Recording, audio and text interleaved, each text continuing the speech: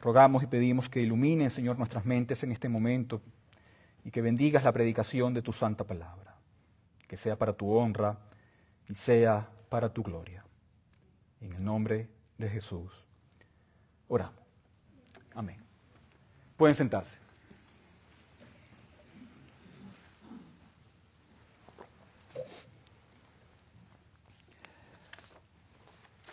Ahora, las últimas semanas he leído mucho el libro de Eclesiastés y leído mucho de este libro.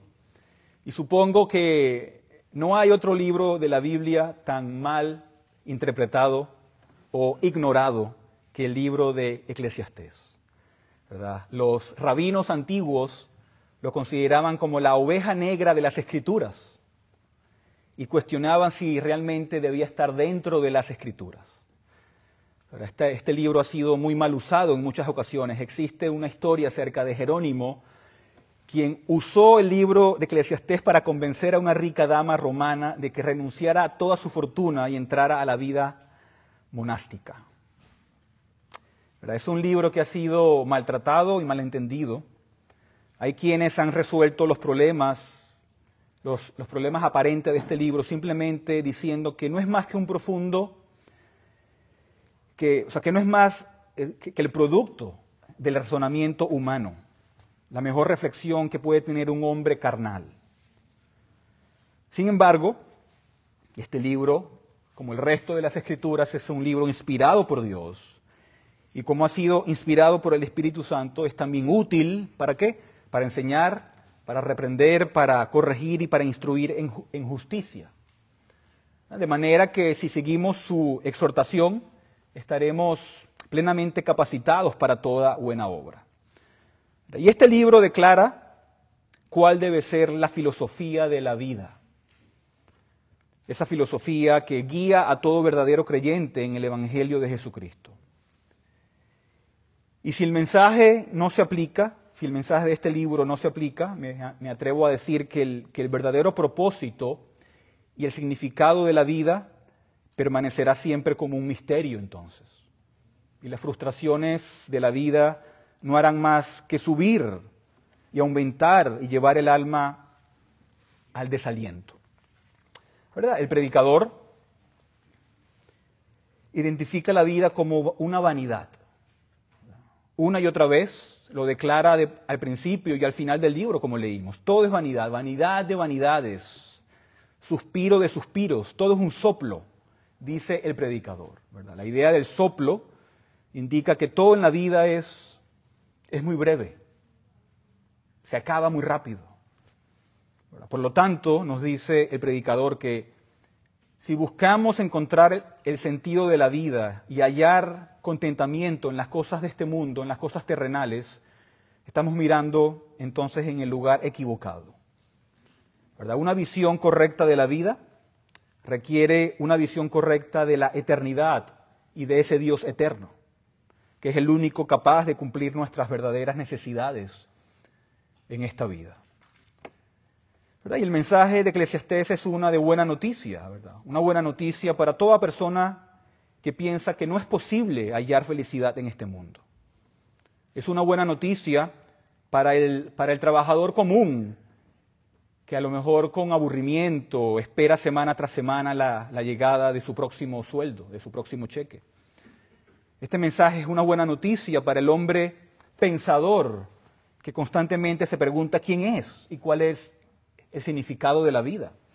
Este libro es una buena noticia para quienes ven la vida como un rompecabezas al que le faltan piezas esenciales. Es un buen libro, un libro importante para nosotros que nos ayuda a vivir correctamente en este mundo que Dios nos ha dado y ha creado.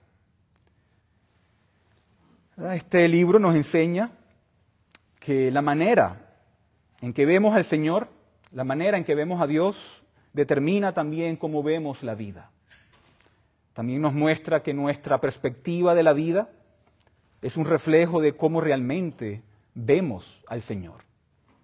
Entonces hoy quiero que vengamos a este libro para descubrir lo que el escritor inspirado nos dice, ¿verdad? Estas palabras de verdad, estas palabras rectas, dadas como vimos, por un pastor, entregadas por el mismo Señor Dios, para guiarnos en cómo debemos verlo a Él, si queremos disfrutar, si queremos experimentar y usar correctamente la vida que Dios nos ha dado bajo el sol. Para reconocer y someternos a quién es el Señor, ¿verdad? Según este libro, es esencial para el cristiano y para una filosofía de una vida bíblica, una vida para la gloria de Dios. Así que hoy, en el tiempo que tenemos juntos, quiero que consideremos 4 verdades clave, 4 verdades a lo mejor básicas, pero claves que nos enseñan este libro, y también las implicaciones de estas verdades para la forma en que vivimos día a día. Y esto nos va a dar una teología para la vida, una filosofía para la vida, de cómo debemos de vivir. Principios para la vida. Así que la primera verdad, o el primer principio que nos enseña este libro, es que Dios es el poderoso creador.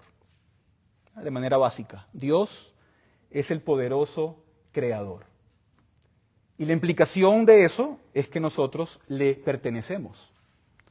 ¿Verdad? Eso es algo fundamental, eso es algo básico, ¿verdad? Y a menos que reconozcamos por medio de la fe, no solo como parte de nuestra confesión de fe, sino como parte de nuestra experiencia diaria, que Él es el poderoso creador, estaremos perdidos al intentar vivir la vida día a día. ¿Verdad? El predicador establece de manera clara y lógica el hecho de que Dios es el creador. Y por lo tanto, le pertenecemos. ¿Verdad? El predicador nos dice que Dios lo hizo todo. En el capítulo 3, versículo 11, se declara de manera simple, Él ha hecho todo y lo ha hecho ¿cómo? Hermoso. Él lo ha hecho todo y lo ha hecho hermoso. Y esa es una declaración sencilla, pero también es de gran alcance. Dios lo ha creado absolutamente todo. ¿Verdad? Un pasaje similar se encuentra en el capítulo 11, versículo 5, donde dice, las obras de Dios, ¿quién lo hace todo? ¿Verdad? La creación de Dios evidencia su poder, evidencia su sabiduría. ¿Verdad? El mismo predicador en Proverbios capítulo 3 nos dice que Dios hizo todas las cosas con su sabiduría. Y el texto de Eclesiastés nos llama a reflexionar en el poder y la magnitud de la creación, a recordarnos nuestra incapacidad para comprender todo lo que hay, ¿verdad?, en ella. ¿Cuántas cosas todavía no se han descubierto de la creación? ¿Verdad? La creación testifica acerca del poder, acerca de la sabiduría de nuestro Dios. La creación es tan vasta que no podemos siquiera imaginar su extensión. ¿Verdad? Vivimos en un universo que es solo una parte de un conjunto mucho más grande. ¿Qué tan pequeños somos frente a la inmensidad de lo que Dios ha hecho?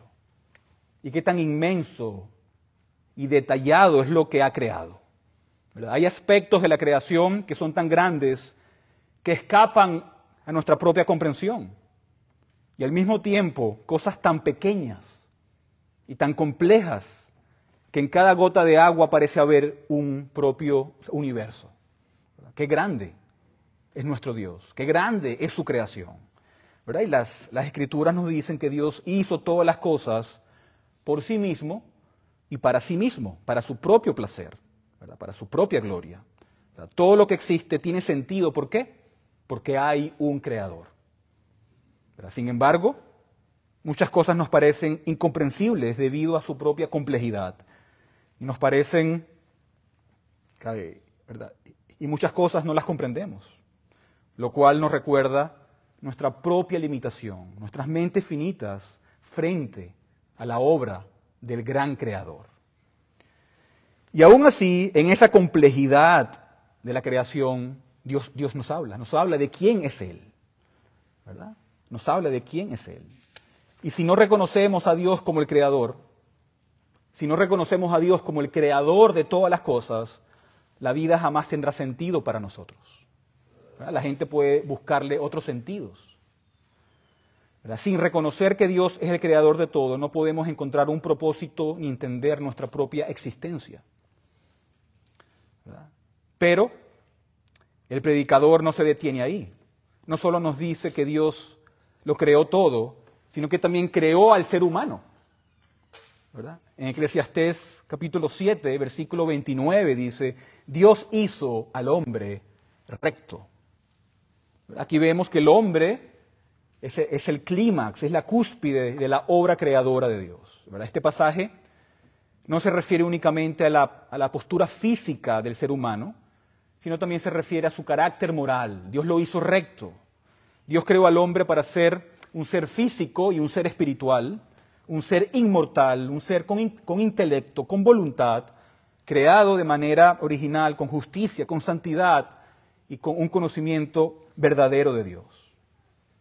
Y el hecho de que Dios nos creó rectos resalta la relación especial que existe entre el ser humano y su creador. Y esta relación, si somos su creación, eso implica entonces responsabilidad y también implica rendición de cuentas ante Él. ¿Verdad? Reconocer que Dios nos creó implica someter nuestra vida a Él. ¿Por qué? Porque entonces le pertenecemos. Pero el predicador va aún más lejos. Dice que Dios no solo creó a la humanidad, sino que me creó a mí personalmente. Nos creó a cada uno de nosotros individualmente. ¿Verdad? En el capítulo 12, el que leímos, en el versículo 1, él dice, acuérdate de tu Creador. Acuérdate de tu Creador. ¿Verdad? Y eso implica traer a la mente la realidad de que Dios es mi Creador. No es solamente un Creador o el Creador, es mi Creador. Y debemos vivir en función de esa verdad, ¿verdad? Dios me hizo a mí, Dios te hizo a ti y nos hizo como a Él le plació. ¿Verdad? Dios creó todo por sí mismo y para sí mismo, ¿verdad? No somos un accidente ni un simple resultado de procesos biológicos, sino que somos formados por el Señor, ¿verdad? Salmo 139, versículo 14, Dios nos hizo y al hacer lo que hizo un buen trabajo, ¿verdad? Si toda la creación declara la gloria de Dios, ¿cuánto más nosotros? ¿Cuánto más debemos nosotros? ¿Verdad? El salmista dice, los cielos cuentan la gloria de Dios y el firmamento anuncia la obra de sus manos, ¿verdad? Salmo 19. Todo lo que Dios ha creado, desde las estrellas hasta los océanos, sigue su curso y cumple su propósito. Y nosotros, hechos a imagen de Dios, debemos vivir para entonces proclamar su gloria, porque somos el reflejo máximo de su obra creadora. El Salmo 19 también dice que el sol cruza el cielo como un novio que se regocija en su camino. ¿Verdad? Los elementos de la creación, por su misma existencia, declaran y enumeran la gloria de Dios. Y aquí estamos nosotros, el clímax de la obra creadora de Dios. ¿No es entonces nuestro deber también glorificarlos todavía más? ¿Verdad? ¿No es esta la enseñanza de la primera pregunta de nuestro catecismo, ¿verdad? ¿Cuál es el fin principal del hombre? Glorificar a Dios y disfrutar de Él para siempre. Es nuestro deber y debería ser el deseo también de nuestros corazones glorificar a quien nos hizo, ¿verdad? Si toda la creación lo hace, ¿cuánto más nosotros deberíamos glorificarlo en todo lo que hacemos, ¿verdad? Sin cuestionar ni quejarnos sobre cómo Dios nos creó, ¿verdad? ¿Qué parte de la creación se queja por cómo fue creado? ¿Verdad? Ninguna. Todos cumplen su propósito, todos declaran la gloria de Dios.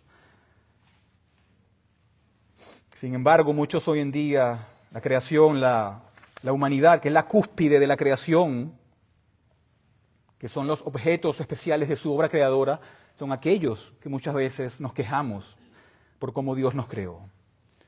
Pero recordemos que Dios, Él ha creado todas las cosas. Nos ha creado a ti, me creó a mí, y somos como somos para su propia gloria. Si somos pequeños, si somos grandes, es como Dios quiso que fuéramos, ¿verdad? Algunos tienen más cabellos que otros, todos somos diferentes, algunos son O sea que inteligentes, ¿verdad? Otros somos no tanto. Otros tienen talentos musicales, otros no, ¿verdad? Él nos hizo así para su propia gloria y nos hizo exactamente como Él quiso. Y por eso somos responsables ante Él.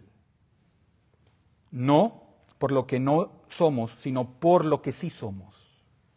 Pero Dios me hizo a mí de esta manera y todos debemos reconocer con gratitud que somos lo que somos porque así Él nos hizo. Cualquier talento que tengamos es porque Dios quiso dárnoslos. Cualquier falta de habilidad es porque en su providencia y en su sabiduría Él decidió no dárnoslo. Somos su creación y eso se aplica a cada uno de nosotros. ¿Se acuerdan en Éxodo capítulo 4? Cuando Moisés se queja con el Señor y dice, Señor, pero es que nunca he sido hombre elocuente, ni ayer, ni en tiempos pasados, ni aún después de que has hablado a tu siervo, porque soy tardo en el habla y torpe de lengua. No, Señor, yo no puedo hacer esto. ¿Y qué le dice Dios? En el versículo 11. Y el Señor le dijo, ¿quién ha hecho la boca del hombre? ¿O quién hace al hombre mudo o sordo, con vista o ciego? No soy yo, el Señor. ¿Verdad? Muy claro. ¿Verdad? Qué necio es pasar por esta vida deseando ser algo diferente o preguntándonos por qué Dios no nos hizo de otra manera.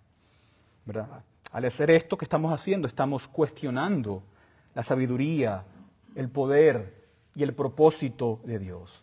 Estaremos rechazando su buen designio al formar a cada uno de nosotros tal como somos. Así que si vamos a vivir una vida con una visión correcta de Dios, debemos primero reconocer con gratitud, con alabanza, con acción de gracias, que Dios es el poderoso creador y que nos hizo de manera individual para su propia gloria. La segunda verdad acerca de Dios es que Él es el sabio soberano. El sabio soberano. No solamente es el poderoso creador, sino el soberano que nos preserva y nos gobierna. En la Confesión de Westminster dice que las obras de providencia de Dios son su santa, sabia y poderosa preservación y gobierno de todas sus criaturas y sus acciones, para la gloria de su nombre y para nuestro bien. ¿Verdad? Pero es vital que esta verdad sobre la soberanía y la providencia de Dios no sea solo una afirmación teológica que suscribimos con nuestra firma, sino algo que integre nuestra fe y nuestra experiencia diaria. ¿Verdad? Creer realmente en la providencia de Dios y en su soberanía transforma completamente nuestra perspectiva de la vida. ¿Verdad? Para disfrutar la vida y aprovecharla como Dios manda, debemos reconocer que Él es el soberano sabio. Eclesiastés 9, en el versículo 1, nos dice que todo está en la mano de Dios. Pues bien, he tomado todas estas cosas en mi corazón y declaro todo esto, que los justos y los sabios y sus hechos están en la mano de Dios. Eclesiastés 3, versículo 14 dice, sé que todo lo que Dios hace será perpetuo, no hay nada que añadirle y no hay nada que quitarle. Dios ha obrado así para que delante de Él teman los hombres. Eso significa que el propósito de Dios es claro y no puede frustrarse. Dios es soberano y todo está bajo su control. Eso implica que nuestros tiempos están en su mano. Eclesiastés 3, todos conocemos ese pasaje, afirma que hay un tiempo señalado para todo, hay un tiempo para cada suceso bajo el cielo. ¿Verdad? Allí encontramos 28 tiempos específicos, 14 pares de expresiones opuestas. Tiempo para nacer, tiempo para morir, tiempo de llorar y tiempo de reír. ¿Verdad? Lo que indica que mis tiempos están en la mano de Dios. Él es quien determina cuál es el tiempo de llorar y cuál es el tiempo de reír. ¿Verdad? Y el versículo 11 declara, Él ha hecho todo, ¿cómo? Apropiado. Él ha hecho todo apropiado a su tiempo. ¿Verdad? Dios ha hecho que todos los tiempos de nuestra vida sean apropiados según su plan. Si sufrimos, es porque es apropiado. Si nos gozamos, también. ¿Verdad? Las cosas en la vida no ocurren al azar. No somos paganos, ¿verdad?, o creyentes en un destino ciego. Creemos en un Dios soberano y sabio que declara el fin desde el principio y opera en todo momento para cumplir su propósito eterno. ¿Verdad? Los eventos de la vida no son meras coincidencias, sino parte de un plan divino perfectamente orquestado. ¿Verdad? Y es crucial aprender de cada etapa y de cada circunstancia. ¿Verdad? Por ejemplo, hay un tiempo de llorar. Algunos piensan que en creer en la soberanía de Dios nos debería impedir llorar en medio de las dificultades, pero eso no es verdad. Dios en su providencia ha dispuesto momentos de llanto y momentos de alegría. Rechazar los tiempos de llanto sería arrogancia espiritual, ¿verdad? Sería malinterpretar la soberanía de Dios. Llorar cuando es tiempo de llorar es un acto de confianza en Dios, tanto como reír cuando es tiempo también de reír. ¿Verdad? Cada tiempo de nuestra vida tiene un propósito en los planes de Dios. Esto significa que no hay mejor tiempo, no existe mejor tiempo para vivir que el presente. Dios ha determinado que este es el mejor tiempo para que tú y yo vivamos el presente sin añorar el pasado. ¿Verdad? Un versículo que me gusta mucho, Eclesiastés 7, versículo 10, que dice, nunca digas, ¿cuál es la causa de que los tiempos pasados fueron mejores que estos? Porque nunca de esto preguntarás con sabiduría. ¿Verdad? No es sabio, dice Dios, el añorar el tiempo pasado. ¿Verdad? Eclesiastés 7:10 nos exhorta a no caer en la nostalgia de añorar ese pasado que nos impide vivir con sabiduría en el presente. ¿Verdad? La pregunta es, cuando nos preguntamos, ¿por qué los tiempos pasados fueron mejores? Eso refleja una actitud de descontento que puede cegarnos a lo que Dios hace hoy con nosotros. ¿Verdad? Salomón nos recuerda que este tipo de pensamiento carece de un discernimiento espiritual. Porque ¿qué hace? Desconoce la soberanía de Dios, rechaza la soberanía de Dios, rechaza la sabiduría de Dios sobre el presente. ¿Verdad? En lugar de lamentarnos por lo que ya no es o por lo que está atrás, ¿qué debemos hacer? Debemos confiar en que Dios sigue obrando, que nos está guiando en cada temporada, con la certeza de que Él es el mismo ayer, hoy y siempre. ¿Verdad? La verdadera sabiduría consiste en vivir el presente con fe y con gratitud, reconociendo que Dios tiene un propósito perfecto, incluso en los tiempos difíciles. El tiempo de nuestro nacimiento fue determinado por la mano soberana de Dios. Para Dios no existen nacimientos prematuros, ¿no?, desde la perspectiva divina. Aunque desde el punto de vista humano algunos nacimientos son considerados antes de tiempo, para Dios todo está perfectamente programado. Así como Dios determinó el día de nuestro nacimiento, también ha determinado el día de nuestra propia muerte. No conocemos ese día y no queremos conocerlo, pero llegará en el momento exacto en que Dios ha establecido. Para tiempo de nacer y tiempo de morir. Todo está en las manos de Dios. Y debido a que nuestro Dios es sabio y es soberano, sería entonces insensato, ¿verdad?, desear vivir en otro tiempo, sino en el presente. Cuán necio es el añorar los buenos tiempos del pasado. Debemos confiar en que este momento es el tiempo que Dios ha decretado para nosotros. y debemos vivirlo con fe y con gratitud. Nuestro Dios es un Dios sabio y soberano, y nuestros tiempos están entonces en sus manos. Él nos preserva y nos gobierna con santidad y con sabiduría. Obviamente hay lecciones del pasado, ¿verdad? El pasado nos enseña muchas lecciones, pero ya no vivimos en él, vivimos en el presente. Este es el mundo y el tiempo en el que Dios nos ha puesto ahora. Aprendemos de la historia, como estamos estudiando los domingos en la mañana, pero debemos servir al Señor y vivir para Cristo, ¿cuándo? Ahora. Ahora. Sin importar cuál sea el momento, ¿verdad? Estoy seguro que hoy en día muchos están en ese tiempo de lágrimas, cuando otros están en tiempos de risas. Pero de algo puedes estar muy seguro. Ya sea que estés en tiempos de llorar o de reír, es el tiempo que Dios ha determinado para cada uno de nosotros. Por eso debemos aprender a confiar en Dios.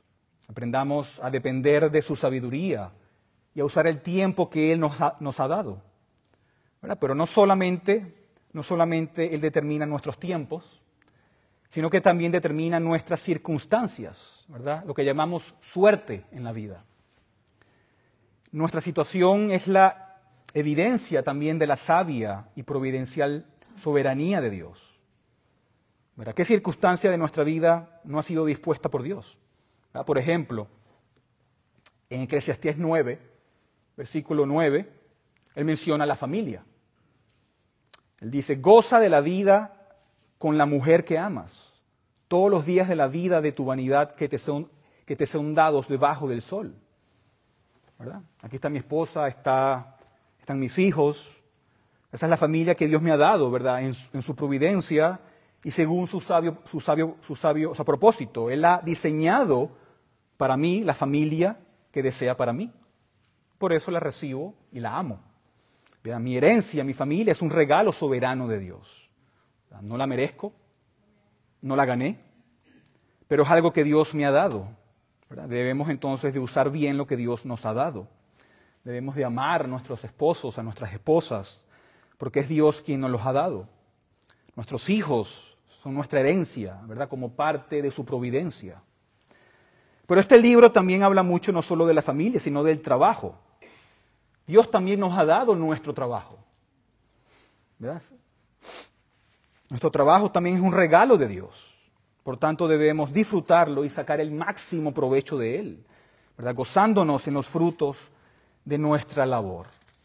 ¿Verdad? A veces tenemos la idea equivocada de que el único trabajo que realmente cuenta para Dios es el ministerio pastoral o es la obra misionera, pero no es así. ¿Verdad? Dios no ha llamado a todos a ser predicadores. Dios no ha llamado a todos a ser misioneros o maestros. Para algunos Dios los ha llamado a ser contadores, ingenieros, abogados, obreros. Todos laboran, cada uno en su llamado. Y el trabajo que Dios nos ha dado forma parte también de su providencia, de su sabia soberanía. Él nos ha dado nuestras habilidades y talentos y somos lo que somos por la creación y la providencia de Dios. Y por eso debemos de regocijarnos, ¿verdad?, en cada área que Él nos ha dado, ¿verdad? No nos lamentamos porque no somos misioneros, sino que Dios nos llama a diferentes labores, ¿verdad?, según su propósito.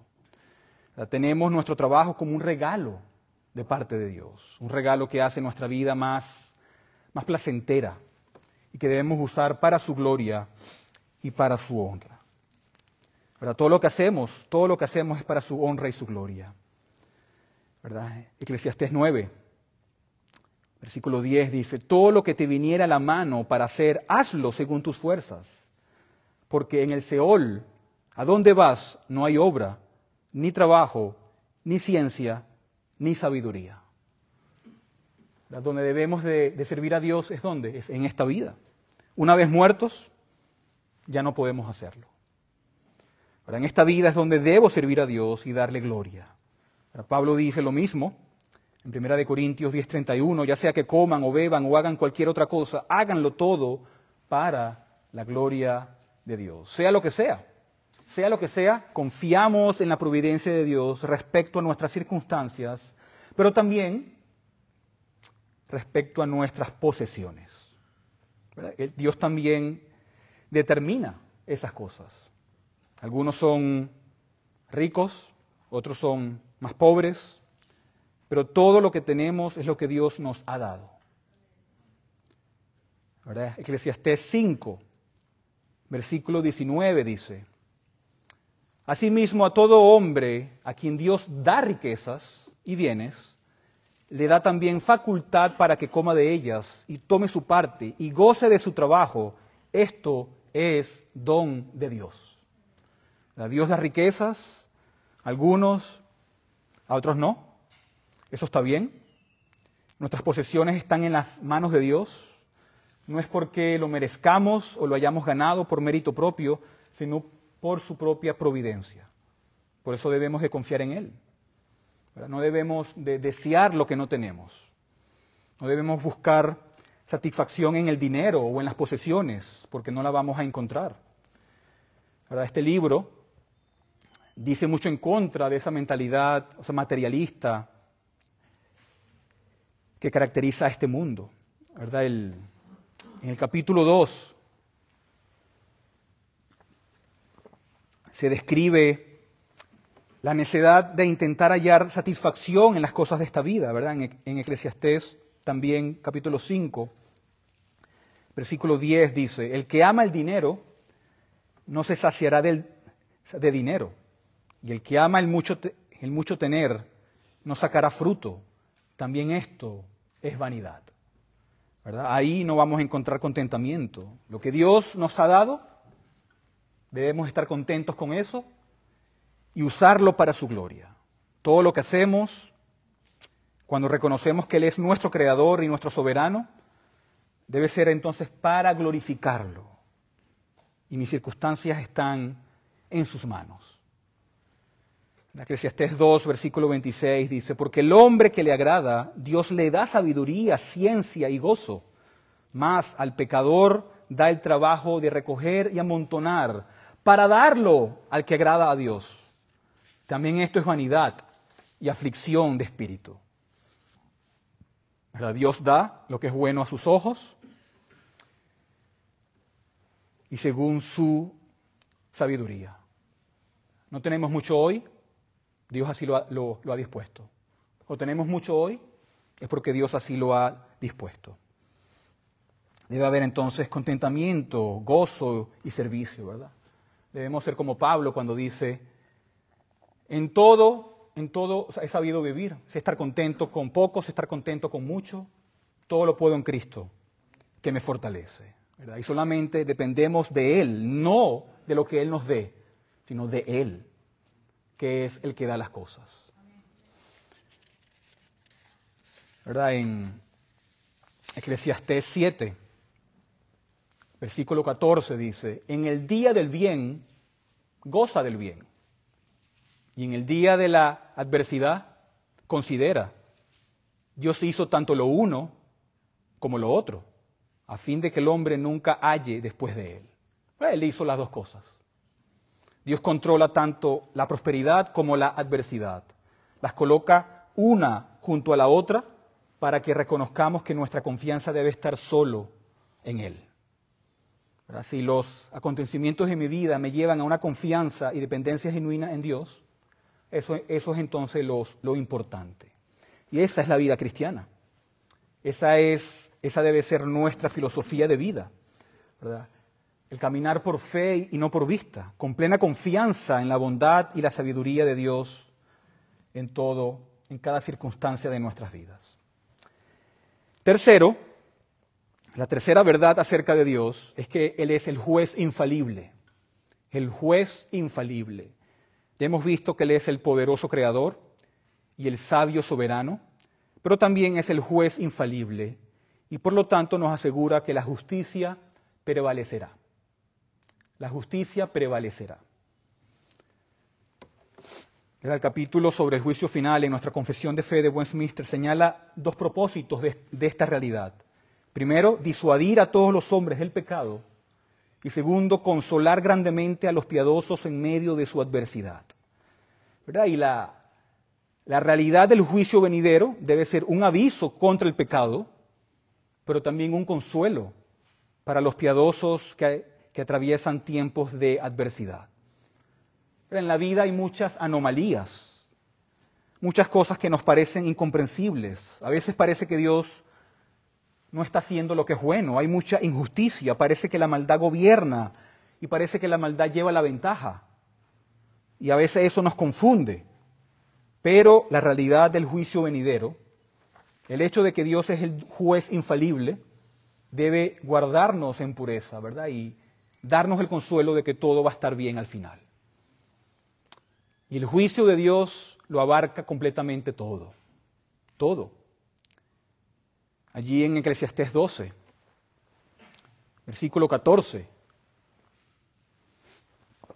dice, porque Dios traerá toda obra a juicio, juntamente con toda cosa encubierta, sea buena o sea mala. ¿Verdad? Y este juicio se basa en el conocimiento infinito de Dios. ¿Verdad? Él no comete errores. Ese día no habrá excusas aceptables en este juicio, sino que todo será expuesto. Como nos dice el apóstol en Hebreos 4:13, todas las cosas están desnudas y expuestas ante los ojos de aquel a quien tenemos que dar cuenta. ¿Verdad? Todo lo que pensamos, cada motivo de nuestro corazón y cada acción de nuestra vida está abierto y descubierto ante los ojos de Dios. ¿Verdad? Si realmente creemos en la realidad del juicio venidero y que Dios es el juez infalible, eso va a impactar en cómo nosotros vivimos nuestras vidas. Vamos a procurar guardar nuestros pensamientos y someternos a la obediencia de Cristo. Estaremos también preocupados por cada cosa secreta. ¿Por qué? Porque Dios lo sabe todo. Ahora, por ejemplo, piensa en esto. Dios sabe exactamente lo que estás pensando en este momento. Él sabe. Sabe lo que pensarás mañana, ¿verdad? A esta misma hora. Sabe incluso lo que piensas cuando parece que no estás pensando en nada. ¿Verdad? Dios lo sabe todo. ¿Verdad? Y cuando esa verdad penetra nuestro corazón, se convierte en un disuasor del pecado y un consuelo firme. ¿Verdad? Vemos que aquí el predicador frecuentemente él se preocupa por las aparentes injusticias de la vida. En Eclesiastés 3, versículo 16, él dice, aún he visto más bajo el sol que en lugar del derecho está la impiedad y en el lugar de la justicia está la iniquidad. Y en el versículo 17 continúa diciendo, y dije yo en mi corazón, al justo y al impío juzgará Dios, porque hay un tiempo para todo lo que se quiere y para todo lo que se hace. ¿Verdad? En este mundo puede parecer que la justicia es abusada y que la maldad está triunfando, pero llegará el día en que Dios juzgará al justo y al impío. ¿Verdad? Eclesiastés 5, versículo 8 nos advierte. Si opresión de pobres y perversión de derecho y de justicia vieres en la provincia, no te maravilles de ello, porque sobre el alto vigila otro más alto y uno más alto sobre ellos. Aunque los magistrados civiles, el gobierno, puedan abusar de su autoridad y la justicia pueda parecer ausente, todavía hay un juez más alto que todos los gobernantes de la tierra, que ve y que juzgará con sabiduría perfecta. ¿Verdad? Eclesiastés 8 también, versículos 10 y 11 dice, asimismo he visto a los inicuos sepultados con honra, más los que frecuentaban el lugar santo fueron puestos en olvido en la ciudad donde habían actuado con rectitud. Esto también es vanidad. Por cuanto no se ejecuta luego sentencia sobre la mala obra, el corazón de los hijos de los hombres está en ellos dispuesto para hacer el mal. ¿Verdad? A veces la justicia puede tardar demasiado y los malvados se aprovechan de ello. Sin embargo, hay un día de juicio que nadie puede evitar. Y ese juicio será perfecto, será infalible y lo abarcará todo. Todo saldrá a la luz y Dios juzgará cada acción y cada secreto con absoluta justicia. Y el propósito final de este juicio es enseñarnos ¿a qué? A depender de Dios y confiar en su justicia perfecta. Él juzgará con rectitud y Él pondrá todas las cosas en orden. Él va a traer consuelo a quienes le pertenecen y también trae advertencia a los que no han creído. ¿Verdad? En el capítulo 8, versículos 12 y 13 dice, aunque el pecador haga mal 100 veces y prolongue sus días, con todo yo también sé que les irá bien a los que a Dios temen, los que temen ante su presencia, y que no le irá bien al impío, ni le serán prolongados los días, porque son como sombra, por cuanto no teme delante de la presencia de Dios. Pero el día viene cuando la justicia será impartida, un día de rendición de cuentas. El juicio está por venir y Dios va a traer todo a juicio, ¿verdad? En Eclesiastés 3 también, versículo 15, leemos, aquello que fue ya es, y lo que ha de ser fue ya, y Dios restaurará lo que pasó. Podemos decirlo de esta manera, Dios llama al pasado a cuentas, Dios trae el pasado a juicio. Hay un día de juicio seguro y establecido. Y por eso no debemos de preocuparnos de que la justicia esté reinando en este mundo, porque Dios va a traer todo a juicio, porque Él es el juez infalible. Él es el juez infalible. Y por último, la última verdad que quiero destacar es que Él es la realidad suprema. Dios es la realidad suprema. Él es el poderoso creador, Él es el sabio soberano, Él es el juez infalible y Él es la realidad suprema. Por lo tanto, Él merece y requiere nuestro temor y nuestra obediencia. El predicador dice en 12:13, teme a Dios y guarda sus mandamientos, porque esto es el todo del hombre. ¿Verdad? Teme a Dios. ¿Por qué? Porque Él es la realidad suprema. ¿Verdad? Y ese es el secreto de la vida, temer a Dios. Esto resume todo lo que hemos dicho hasta este momento. Dios es real. Dios es real. Él existe. Él es la realidad suprema y Él es la realidad absoluta. Y debemos vivir conscientes de esa realidad. Muchos ven a Dios como muy lejano, como una fantasía, como algo que no existe. Pero este libro nos enseña muchas cosas. Y una de ellas es esta, que Él es real. ¿Verdad? Y por eso debemos de conocerlo, debemos de temer a Dios. Ahora sí, hay muchas cosas que son misterios en esta vida. Pero hay algo que sí podemos y debemos conocer, y es la realidad suprema de Dios. La solución a todos nuestros problemas es temer a Dios y obedecerle. Temer a Dios y obedecerle. El temor a Dios implica vivir conscientes de Dios. Tú no puedes temer a lo que no estás consciente de eso. Cuando estás consciente de Dios es cuando le temes. El temor de Dios es vivir con plena conciencia de Él. Y si vivimos conscientes de su realidad, entonces eso va a afectar todo lo que hacemos. ¿Verdad? Eclesiastés 3, del 11 al 14, nos recuerda que hay muchas cosas en la vida que no podemos entender. Y eso está bien.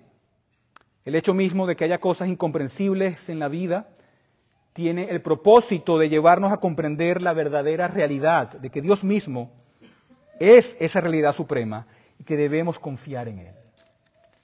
Y si estamos más conscientes de Dios, si estamos más conscientes de Dios que en nuestras propias circunstancias, vamos a encontrar entonces contentamiento. Si descansamos en Él, reconociendo que Él es superior a nosotros y a todo lo que nos rodea, vamos a encontrar entonces gozo, paz y satisfacción. Y eso es lo que Dios desea para nosotros.